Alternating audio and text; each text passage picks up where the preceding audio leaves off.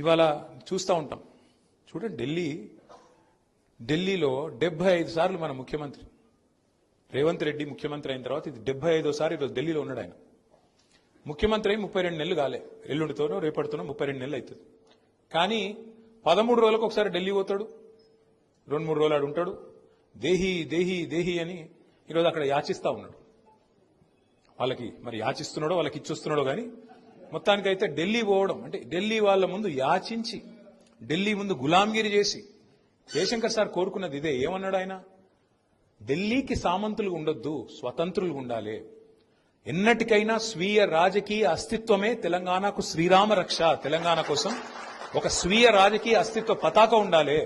ఎన్నటికైనా తెలంగాణ కోసం ఎలాంటి రాజీ లేకుండా, ఎవరితోని కాంప్రమైజ్ కాకుండా, గొంతు విప్పితే గర్జించే విధంగా ఓ సింహంలాగా గర్జించే గొంతు ఓ కేసీఆర్ తీరుగా ఉండాలి, ఉండి తీరాలి.